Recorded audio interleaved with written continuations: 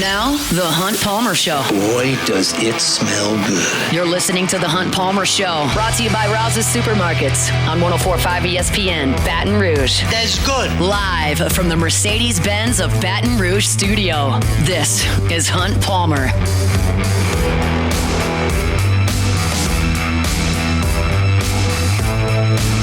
Hour 2, Thursday edition of The Hunt Palmer Show, presented by Rouse's Markets.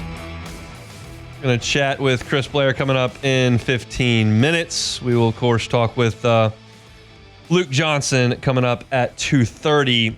Luke out covering the New Orleans Saints. They kind of moved their schedule around a little bit with the coaching change and got Rizzy wanting to do things a little bit differently than Allen did, so they're practicing a little different time and the viewership's a different time. And Luke couldn't join us in his normal segment at 1:15, but going to be able to chat with him at 2:30, so excited to hear from Luke down there in Saints country.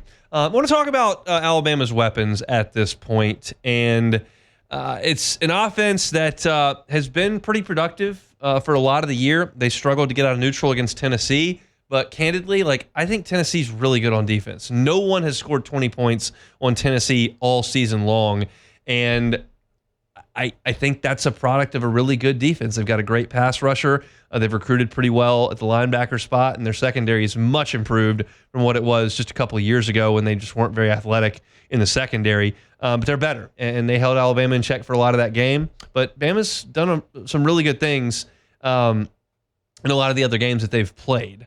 We're going to talk about Milroe in a second. We've talked about him a lot this week, but I wanted to talk about Ryan Williams.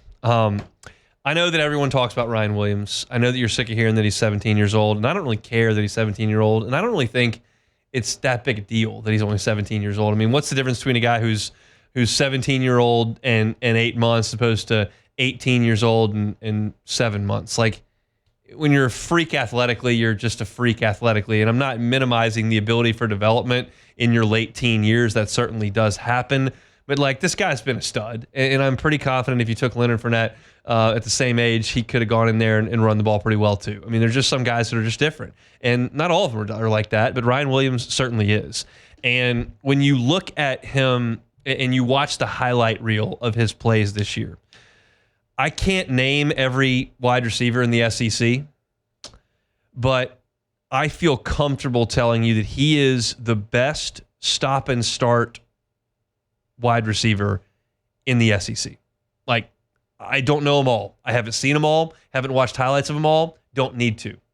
Because his ability to stop and start is unlike anything that I watch week to week. And I watch all of LSU's opponents multiple times just to try to get a sense for what I'm talking about here on the radio and what I'm going to do on the pregame show. And so when he gets the ball in his hands, he's very difficult to tackle. And that's going to be a huge key for LSU in this game, that he's going to make some catches. It just is what it is. But you've got to tackle him when he does. If you let him juke and stop and start and back up, you all know the play that he makes to win the Georgia game, and he catches it and does that stop, reverse spin move, and two Georgia guys go flying out of the screen, and he turns it up the field and runs it in for a touchdown. That is his superpower. He's not big. He's 6 feet tall and 175 pounds. He is plenty fast, but I don't watch him and think that I'm looking at Jalen Waddle. He's fast. Way fast. But that's not his defining characteristic. It's the suddenness and the quickness. And I'm just curious how LSU plans to combat that. Now, Williams has not been an 11-catch-a-game guy. I can rattle off the numbers for you. I mean, Western Kentucky had 2, South Florida 4, Wisconsin 4, Georgia 6 for 177 yards, including the 75-yarder. And that was probably his best game. But he had 3 against Vanderbilt, 4 against South Carolina, 8 against Tennessee, 4 against Missouri. It's not that he's cramming the stat sheet. He's got 35 catches on the year for 702 yards and 7 touchdowns. But it's the game-breaking ability because of that talent that you got to worry about. And Zy Alexander is LSU's best corner. And I was thinking today, and I heard Jacob Hester talking about this on their Monday show. Do you want to send Zy Alexander wherever he goes? And my answer is probably not.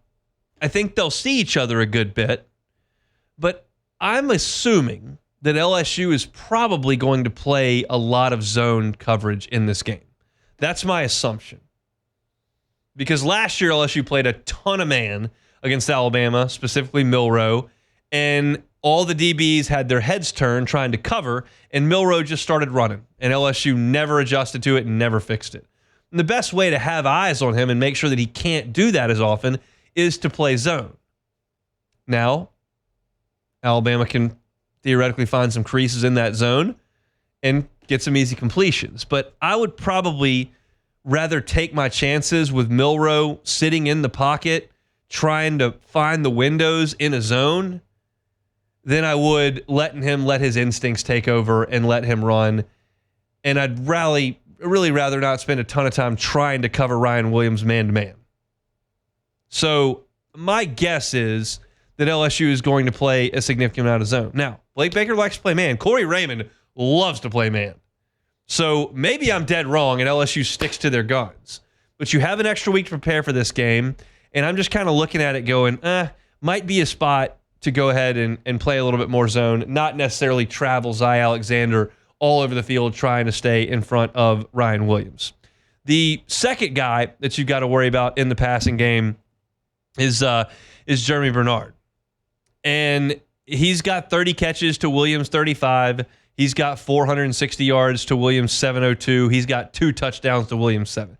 He's very clearly the second option at wide receiver for this team, but he's been pretty good. And then after that, it's really C.J. Dupree, the tight end, who's catching less than 2 balls per game. All the receiving comes from Williams and Bernard, but they're good, and they make you hurt. And LSU's going to have to cover those guys, but they've done a pretty good job of that. It's the running game where I look at it and I say, this is where LSU really needs to step up and play much better than they did 2 weeks ago. That's an obvious thing to say, but it is key because you've got 3 threats in the run game that you've got to account for. It's Milroe, who leads the team in rushing attempts. It's Jam Miller, who leads them as far as running backs go. And then Justice Haynes will carry the ball as well. Jam Miller is not Derrick Henry. I don't know that he's Josh Jacobs. But I don't think he's Trent Richardson as far as the college level goes. But he's plenty talented, and he can get through a hole and go. And as you would imagine, you're not assuming that Alabama is going to come out there with some subpar talent at running back. He's not the size and stature of some of those guys they've had, maybe not as draftable as some of the guys they have, but he's a good player. I was curious to see that Milroe leads the team in rushing attempts, 102 to Miller's 74. And then when you look at the rushing touchdowns, Jalen Milroe has 12 rushing touchdowns, and Jam Miller and Justice Haynes have combined for 12 rushing touchdowns.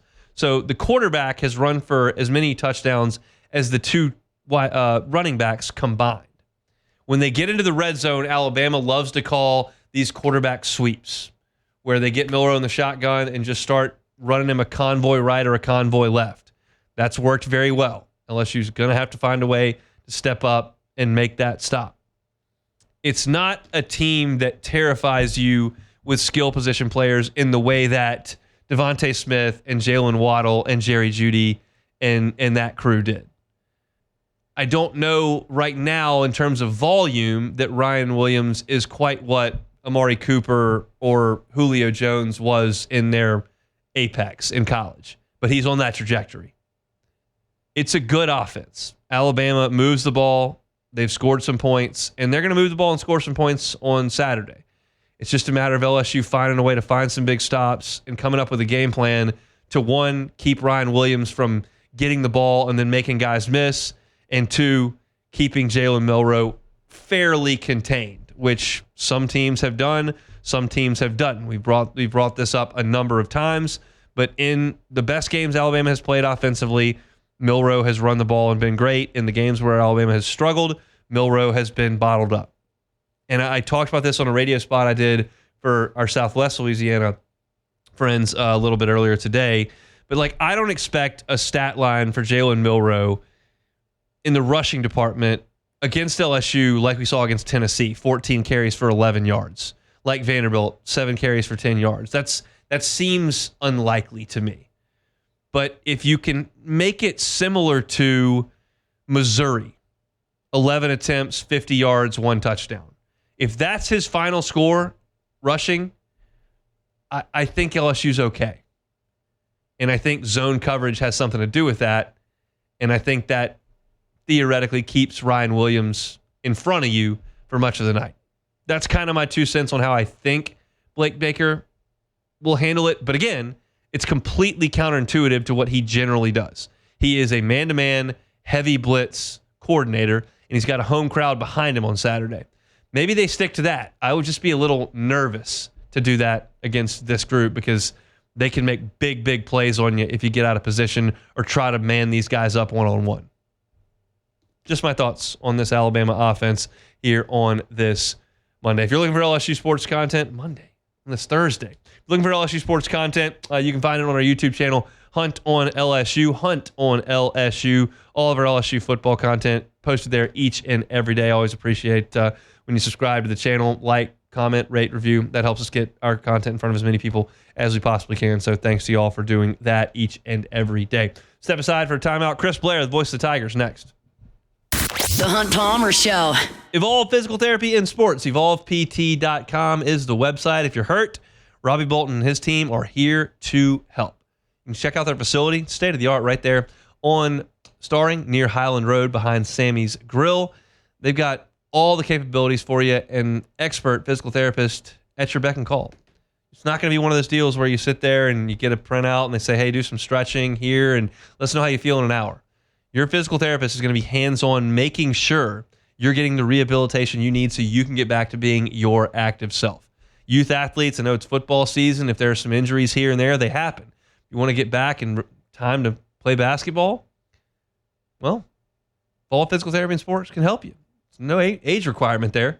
No limitations on age either. If you're 65 and want to get back out on the pickleball court, want to get back to running every day or playing golf, Evolve Physical Therapy and Sports, here to help you as well. Check them out online, evolvept.com. It's Evolve Physical Therapy and Sports, evolvept.com. This is the Hunt Palmer Show, brought to you by Rouse's Supermarkets.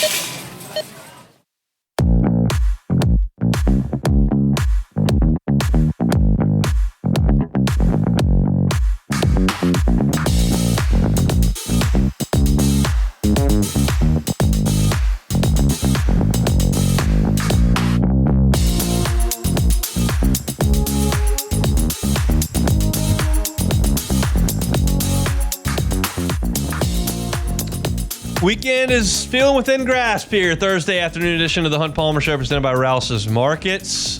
LSU basketball got a win last night. LSU football Saturday night in Death Valley against Alabama.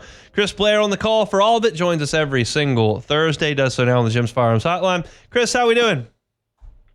Good, Hunt. Ready for a big weekend, man. It's been a busy week, exciting week, and again, it will culminate with a great weekend on campus. A couple of inter-squad baseball games Friday and Saturday morning. We got women's basketball Friday night, big night on Saturday, and then finish out with a little men's basketball on Sunday afternoon. So busy week, but hey, man, exciting when you get to be a part of all this.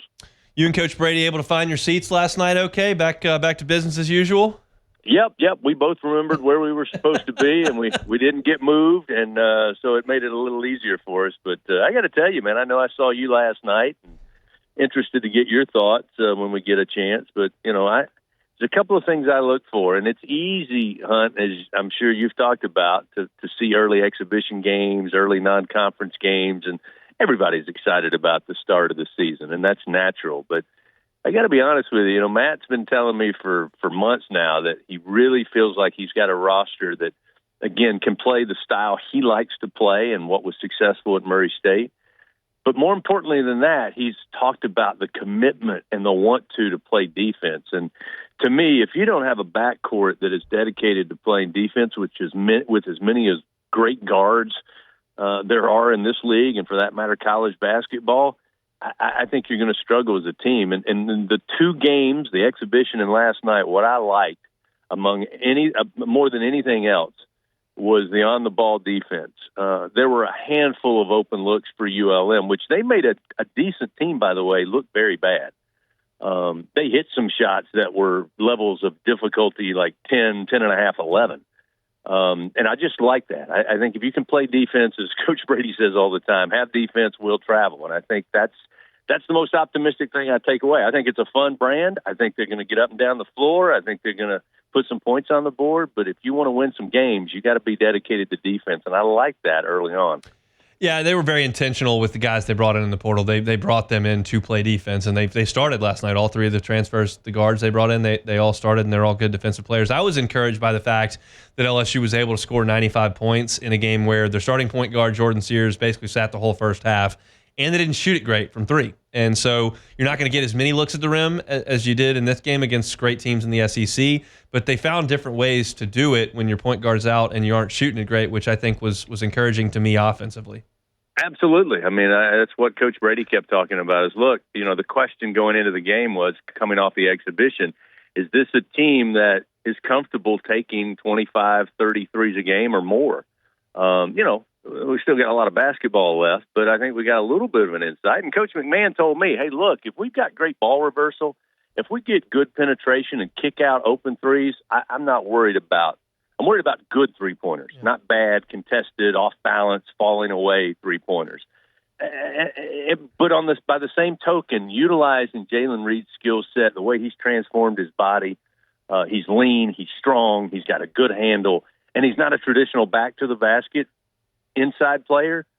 But I like him out top, bringing their big out and then breaking him down on the dribble and getting to the rim as many times as he did. So I think they did a good job of, yes, not every night are those threes going to go down, but it wasn't as if that was the only shot they were taking all night. And the other part was the team rebounding, the mentality of this team to get to the glass. I mean, again, as I said, I think they made a really good ULM team that might make some noise in the Sun Belt this year, and a very good rebounding team, basically one and done all night. So, again, the defense and the rebounding, when you're taking on the teams that LSU is going to face, especially in this high-flying SEC, will give you a chance in a lot of matchups.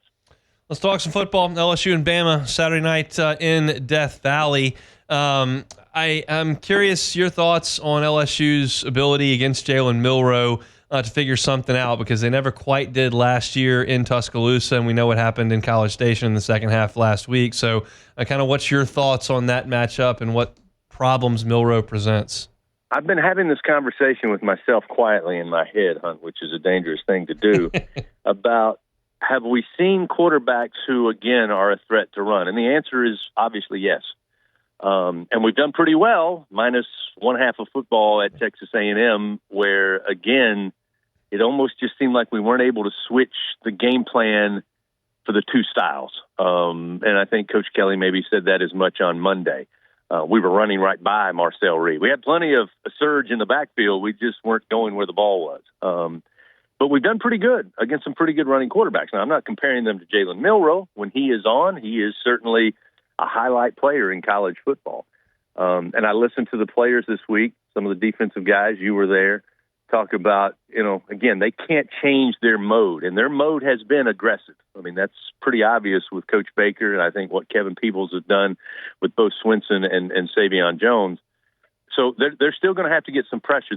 The fine line to me is, can you keep him in the pocket and force him to get that happy foot to maybe speed up the process a little bit? Because I think he's dangerous when he's able to move the pocket and get out and run, and goodness knows he's awfully deadly when he decides nothing downfield, let's tuck and go. I mean, he's just a gifted athlete in that way. So I think there's a fine balance there. But I go back to the way they have played at times against that style of quarterback. I think we have some proof that they can defend that pretty well. Tackling is going to be key. And again, I think if they can just get him in some positions where he's not able to move the pocket too far and he's got to stand in there, wait a little bit, that's when, at least I've seen this year, he tends to make mistakes. Now, all of that's a lot easier said than done, but I think that's the key, because he looked very impressive. He's kind of been inconsistent. He's thrown some interceptions that are kind of head scratchers, but he looked pretty good against a decent or pretty good Missouri team, and they just throttled him. I know your partner, Jacob Hester, on the network has talked a lot about C.J. Daniels on our airways and just how important he is. He's questionable for this game, but when he's right and he's in there, what have you all seen from him, and what has Jake kind of talked about on the broadcast about why he adds such a different dimension to the offense? Yeah, I think CJ is key because he's just that possession receiver, Hunt. And, when you have a team that has the inability for the most part of this season to be able to establish a consistent running game, it's not as if LSU hasn't been one-dimensional a lot of times this year on the offensive side. The difference in College Station, especially in the second half, once the momentum went going, Texas A&M stuck with, for the most part, let's put our front four, disrupt the offensive line, the offensive backfield, and then we'll put 7 in coverage. And that gives us a better chance of not letting somebody beat us in the passing game. And it took away, without C.J. Daniels, frankly, I think that extension of the running game through the short passing game, because he's sure-handed. He knows where to come back. For a guy who transferred in, I think he and Garrett Nussmeier, along with the other receivers, have done a good job of kind of knowing where they need to be. And for me, that was kind of what was missing in College Station was, again, we couldn't run the ball. We couldn't run between the tackles. We didn't try a whole lot to get outside. But I think some of that was we've relied on the short passing game to kind of fill that void. But without a guy like that, I think you're missing something big. I was certainly hopeful on Monday when Coach Kelly said that, again, he was looking or feeling better than he was the Monday before the A&M game, but who knows what it means based on that availability report. But I think he's huge because I'd love to see LSU suddenly find the running game, but I think, going into game 9 of the season, we kind of know what they are. And as I said, South Carolina tried to go with front 4. Ole Miss tried early to go with their front 4. Eventually they had to call on some other numbers to try to get some blitz packages going, and Garrett and his receivers were able to pick them apart as the game went on. Give Texas A&M credit. They were able to do it most of the night. Can Alabama's front 4 do that? I guess that, to me, is the crux of the game on Saturday. In my first segment on Tuesday, I said I got 8 more hours on this show to talk about this game, and we're going to talk about every single matchup there is. But I want to start with just the one thing that I think is most key, and that's Garrett Nussmeier. I don't think LSU is going to run it for 260 and 4 touchdowns on Saturday. He's going to have to be really good for LSU to beat good teams, and he has been at times. And then there have been times where he's turned the ball over.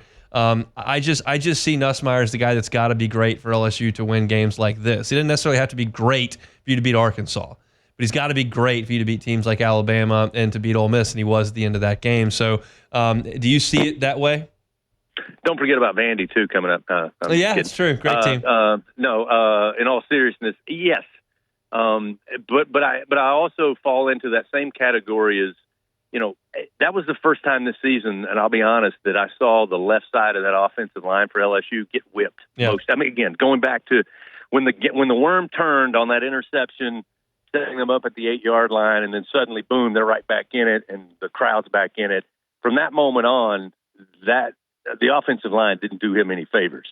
Again, he made some decisions that I'm sure he will certainly admittedly say, I should have held the ball, should have thrown it away, should have done whatever. I think he has to be solid in these big-time games, but he has to get a little bit of help. Yeah. And I don't know where that comes from.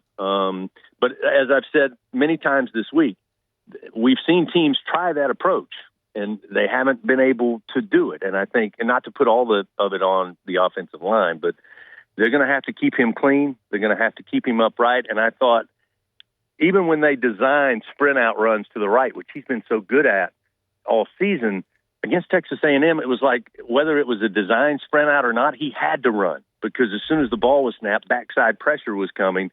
And I just think he was uncomfortable, basically. So, yeah, I think that's the offense. It's this receiving core and Garrett Nussmeier, and that's their strength. And we'll have to play that strength against the good Alabama team if you hope to win. And frankly, guys, I'm looking forward to it's Kalen DeBoer's Alabama. Yeah. And depending on what happens Saturday, I hope LSU gets up big. I hope they stay up big, and I hope they steamroll them right out of Baton Rouge. No question about it. But however how the game ends, if LSU wins it, there's no need to rush the field. This is not beating Nick Saban's Alabama. This is Kalen DeBoer's Alabama. And I think it would be, and again, I hope the Tigers win. It's going to be a tall challenge. Alabama may be getting better at the end of the season, all that stuff. But let's start the tone that when you come to Baton Rouge, I don't care what Vegas says. I don't care what the favorite is. Alabama, when they come to Baton Rouge, they should expect to lose. And I know that's been a tough thing for a lot of years. But if you win on Saturday night, that's what's supposed to happen. And I think it's a chance to kind of turn that narrative going back over a decade. And I hope that's what we see Saturday night. We sure hope so. We'll see. There's signs of a big football weekend coming. I saw tents on the way up when I was headed into to work this morning, and certainly the Brian Kelly Show tonight at TJ Ribs should have a great crowd full of purple and gold as well. You can listen to that on the LSU Sports Radio Network, Eagle 98.1 here in Baton Rouge. Chris, thanks for the time, sir. You got it. Yeah, sounds like from what I saw earlier today, their report should be a wild one at Tiger Stadium on Saturday. It is going to be a wild one. Appreciate that, and we'll talk. We'll catch up soon. All right, man. He's Chris Blair. When we come back, Luke Johnson on the Saints, the Hunt Palmer Show. The Hunt Palmer Show.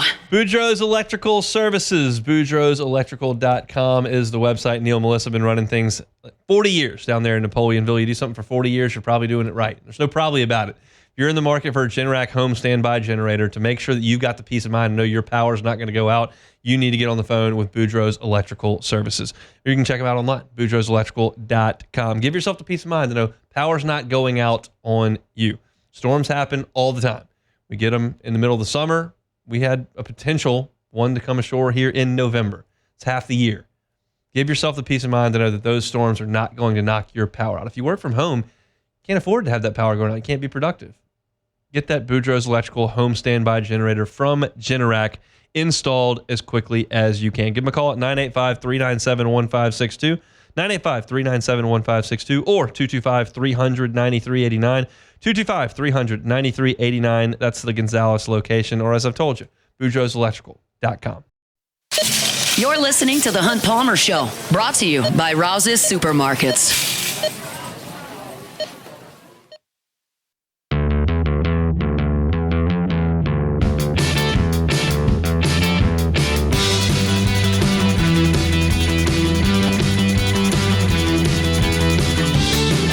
Chugging right along here on a Tuesday edition of the Hunt Palmer Show, brought to you by Rouse's. Rouse's, the official supermarket of the New Orleans Saints. Speaking of those New Orleans Saints, Luke Johnson covers them for The Advocate, joins us every single Thursday, does so now on the Jim's Firearms Hotline. Luke, it's been a week since we talked. Anything new?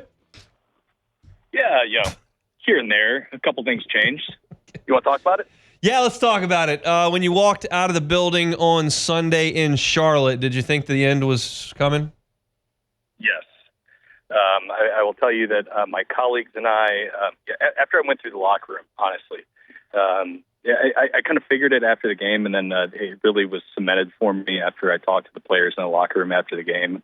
I was just like, there's no chance that this can continue. So it's literally Sunday night, my colleagues and I started putting together the plan for how we were going to cover the Saints letting go of their head coach. Literally, Rod Walker wrote a whole story about Darren Rizzi being the interim head coach Sunday night. So, it just seemed like the obvious foregone conclusion, even if, maybe Mickey Loomis didn't want to do it mid-season. It just felt like something they had to do. When did that start? When did the fracture start? I think this is we're talking about like the accumulation of 3 years of evidence, right? So I think if you're talking about when it started in the fan base, that was year one, right? And then last year was a little bit better, but I think people were looking at this year as kind of like the ultimatum or the I can't really think of the right word for it, but this was the year that was going to prove whether he was the guy for the job or not. Obviously the circumstances this year have been less than ideal. Their quarterback got hurt. They've had injuries all along the offense. But I really think that this was something that was really a realistic scenario, kind of starting with that Broncos loss, which was what I think the fifth straight. I don't know. I lose track of how many games they've lost in a row here, but I think that was really when he was kind of starting to be on thin ice. And then, when you lose to a team that was 2-15 last year, started 1-7 this year, in the game where you got your quarterback back, it was just time. There was really no coming back from that.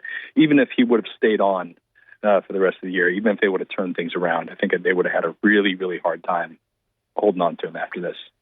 You knew this was coming. As far as the Marshawn Lattimore trade goes, though, did that signal to you a transition in the organization, or was that something that the writing was on the wall when they restructured that contract? Well, we all thought that this was a possibility this offseason. I don't think like anybody was really expecting it to happen before, like during the draft or anything like that. Even though there were like rumors about it, it just wouldn't have made sense from a salary cap standpoint. They would have had to eat like a big poison pill this year. Just wouldn't have been able to do it. But as the season kind of started to go downhill, as they've kind of clearly looking at some sort of a rebuild, whether it's a hard one or a soft one. I don't know what kind of value that guy's going to offer throughout that sort of a reset. And this is clearly a team that needs some young talent. They're going to need to address their salary cap issue. And while it doesn't really do much for next year, they're going to have to eat a $31.6 million dead cap hit next year. They do have his salary coming off the books for the next 2 seasons. And even if things were to go really well, right, and they reset and they rebuild and in 2 years they're really good, then he's a 30-year-old player who's in need of a new contract. He's probably not going to be part of your long-term future. So you might as well get some draft assets for him. And frankly, getting a third and a fourth is really, really good. I mean, Jalen Ramsey was 2 years ago a much better player than Marshawn is right now. A guy who's been on the field a lot. He made a bunch of Pro Bowls, made all-pro teams, and he got a third. So to get a third and a fourth, I think was a real big win for the Saints. Are there any other players on this roster that, and obviously the trade deadline's come and gone, that the Saints may be able to get assets for, or is that kind of the end of the line and now you just got to figure out how to use the draft capital that you got? Yeah, I mean, I really think that was kind of the end of the road. If for whatever reason, I think if you're looking at who they could trade and get good assets back for, I mean, sure, you could trade Chris Olave, you could trade Alontae Taylor, but those are guys who, if you're going to do a reset rebuild, those are guys who can be part of your long-term vision for the franchise. They're still very young. I think both are still under 25. Those are guys who, if you hit on a couple guys in the next couple of years, you sign them to big contracts, and they're a big part of your team moving forward. Outside of that, I don't think there's really any tradable assets on this team. Most of their core players are in their 30s, and guys who are at their end of their career. So really, to me, this just needs to be a team that needs to kind of clean up this cap issue over the next couple of years as much as they can, and really nail these drafts. It's the only way they're going to get their way out of it. They've got to nail the drafts. There's no question about it. As far as this team goes, does Darren Rizzi's breath of fresh air and some guys coming back from injury make this a competitive team for whatever that means the next 8 weeks? I mean, I think so. I don't think they're going to be the team that we've just seen lose 7 straight. I think there's definitely a burst of energy with him in the building, and it's just kind of changed the whole vibe. Look, the last 2 days, this is like really small stuff, and it might not mean anything, but like even like the playlist at practice has been different, right? And you ask about it, and it turns out he's turned over like the aux cable to the defensive line room and the offensive line room, and they're all like they're playing Natasha Bedingfield's Unwritten at practice because somebody wanted to submit that as a song for the playlist. And so like it's small stuff like that where I think he's relating to guys maybe a little bit better than DA does. Maybe just gets them out of this like funk that they're in. And I don't think they're a 2-7 football team. Like they're definitely too talented for that, especially when they start getting some of these guys back from injury. I think we'll see them be at least competitive over this closing stretch of the season. Because I just like this doesn't feel like a team that necessarily quit. So I don't know. We'll see how that plays out, but I do think it'll be better under Rizzi. What do you think the Dome will be like on Sunday? Falcons? Yeah, I don't know, man. It's a good question. I think if Dennis was still here, I think it would have been kind of an ugly scene there. And there still might be some of that. I suspect we'll see some bags on the heads. It's a 2-7 football team that's lost 7 straight. But I do think that the move was really well received from the fan base. They pretty much grown fed up with Dennis Allen. They had been for years. So maybe there'll be some excitement out there. I don't know. I'm really curious to see how that's going to look. As am I. We'll see Saints and Falcons coming at you from the Dome. Luke Johnson will be there. He's with us every Thursday. Thanks for a little bit of time today, man. Yep, my pleasure, man. Luke Johnson at @ByLukeJohnson on Twitter for all your Saints information. Always great with his time with us, so we appreciate some of that. I think the Dome would have been a toxic place on Sunday if Dennis Allen were still the head coach. Just immediate boos every time you have to punt or you give up a touchdown. It would have been toxic. And I think that you're giving the fan base a little bit of a breath of fresh air. I'm not suggesting if the Falcons get up 20-0 and the Saints have to punt the next series that it's going to be very pleasant in there. It's not. That's going to be a message to the ownership about what is going on with the executives, I think. But I think that the Saints fans that go to the game on Sunday want to beat the Falcons. I talked about this earlier on the show today. As someone who's kind of stepping back and removing themselves from it and looking at the big picture, I don't think a loss is the worst thing in the world. If you can draft second this year, draft second this year. But Saints fans want to beat the Falcons. I get it. And the Falcons are in town, and they think they're good, and you can knock them down a peg, and you don't have to worry about it saving Dennis Allen's job. So, yeah, get after it, Saints. So we'll see kind of what the environment looks like on Sunday, but we'll break the game down in its entirety tomorrow and give you my final pick for it coming up on tomorrow's show. Step aside one more time, come back and close it out. It's a Thursday edition of the Hunt Palmer Show. The Hunt Palmer Show. Highland Insurance Group, HighlandIG.com is the website. Jonathan Carver and his team are fantastic to work with from an insurance perspective. I know. Insurance is not a fun thing to talk about, but it can be vitally important. When the wrong thing happens, whether that's a bad car accident, whether that is a hurricane, whether that's a cyber breach or a lawsuit involving an employee, if your business is not properly covered, you could be in big, big trouble. And you don't need to worry about that all the time. What you need to do is trust your insurance broker. Make sure your policies are properly put in place with the right markets at the right premium, and then go to work. And that's what you will do if you trust the Highland Insurance Group to handle your policies. If you're a business owner and you don't know what EPL insurance is or what the proper limits for umbrella are, that's okay. It's not part of your business. But it could be an issue if the wrong thing happens. Have someone on your team from an insurance broker standpoint that you can trust, that you can talk to, and that will put you in the right hands. Jonathan Carver and his team at the Highland Insurance Group are just that. If you're looking for a magic bullet that's going to cut 20% off your insurance premiums, this is not the call. That's not a possibility realistically in this market. But you can make sure that your coverages are right. And the Highland Insurance Group will do that for you. It's the Highland Insurance Group, HighlandIG.com. This is the Hunt Palmer Show, brought to you by Rouse's Supermarkets.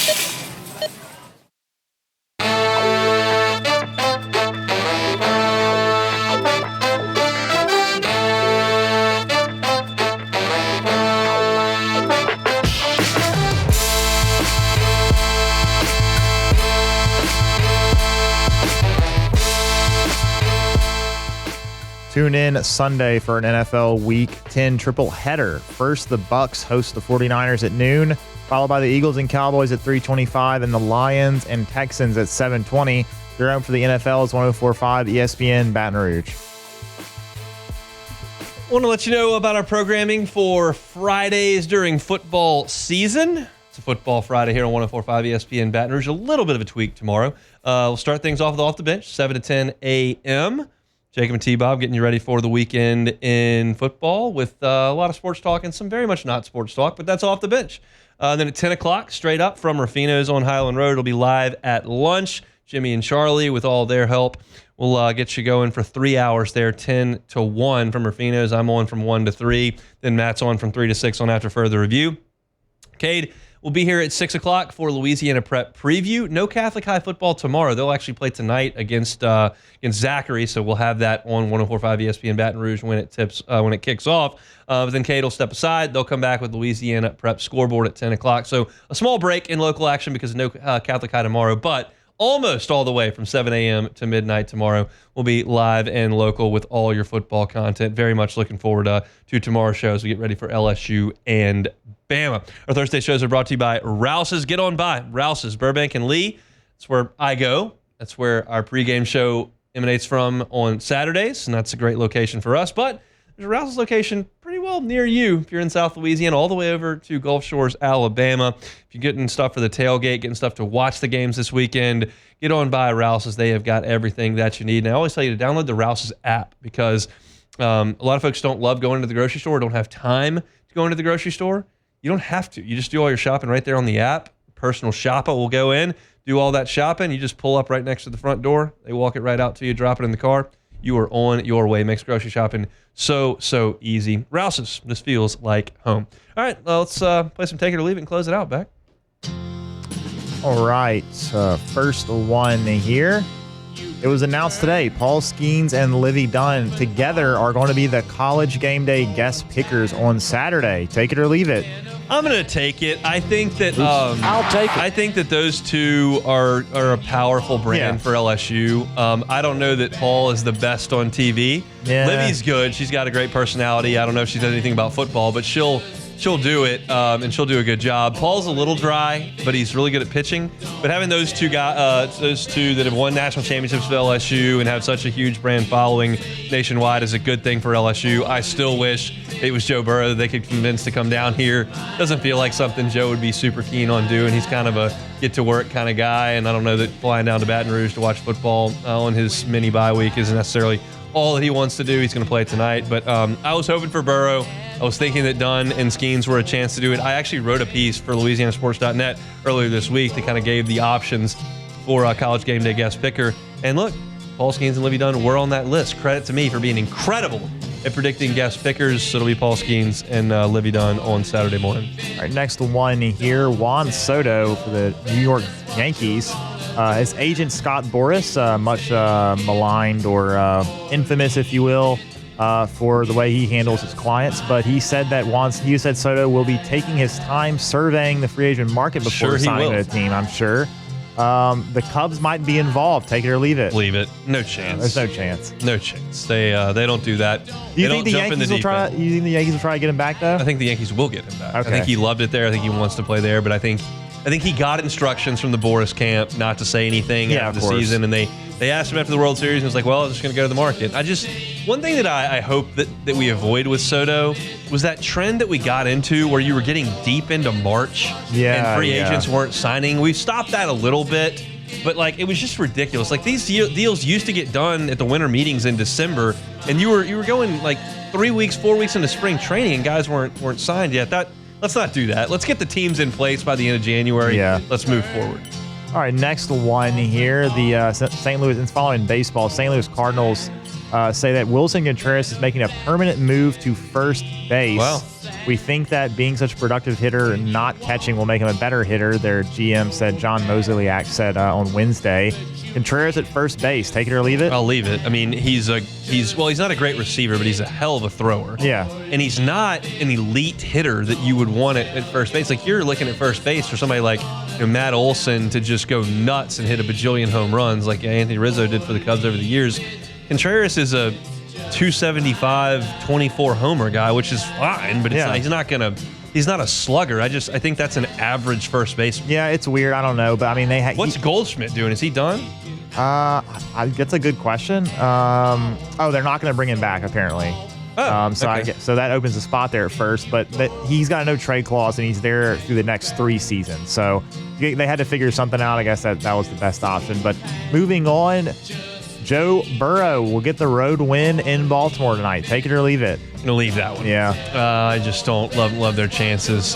They played great in that game against Baltimore and should have won it in Cincinnati. I just don't love their chances going on the road to what I still think is one of the best teams in the NFL. I know the record doesn't suggest that, but I think they're really good, and I hope so. I'm going to be watching, but I don't have supreme confidence. Although Joe Burrow's played well. It's going to need the rest of those guys to play pretty well. It is Lamar's damn good. It is frustrating watching the team that you're pulling for play against him because he's hard to tackle back there. He's really good from the pocket when he needs to be. He's just a nightmare to try to deal with, and Bengals have done it a lot of times, so it's not going to be anything new to them, and it's just really, really difficult. And honestly, it kind of reminds me of watching the film I was watching of Jalen Milroe today. It's like, man, you think you've got it, and then he's faster than your linebacker and gets the corner, and there he's got 20 yards, and it's tough. There's a reason he won the MVP last year, so I'm hopeful that my Bengals can get it done, but I'm not optimistic that they in fact will. And that's it for a Monday edition. I've said Monday twice. It's like I just what's blurred going out a on? word. I don't know confused. how that happens. Yeah. It's very much not Monday. Just not even close to Not Monday. even close. Does it feel like Monday? I don't think it's Monday. I didn't do really anything today that I do on Monday. It's absurd. That's kind of loud. That's all right. Sorry. Missed any of the show today on Thursday. You can catch it on demand wherever you find your sound. Matt Moscona is going to drive you home, coming up next with After Further Review. We'll see you tomorrow, same time, same place for a Friday edition of The Hunt Palmer Show. The Hunt Palmer Show. Genesis of Baton Rouge, genesisofbatonrouge.com. Safety, big thing when you're shopping for a new vehicle. And I can promise you, if you get behind the wheel of a Genesis, you will have one of the safest cars on the road. The entire line, all of them, not like one that they specifically defined, all of them was on the IIHA top safety picks, and some of them were top safety picks plus. Every single model in the Genesis line, from the entry level to the highest end, has the same safety features. They take that incredibly seriously, as they should. It's the reason why you need to give Genesis a shot. If you've never seen a Genesis or not gotten behind the wheel of a Genesis, just try them out. Airline at Piku, across the street from Women's Hospital. It's a phenomenal facility, great brand ambassadors to work with, and they've got an incredible line of vehicles that you should definitely check out. Genesis of Baton Rouge. You can check them out online at genesisofbatonrouge.com.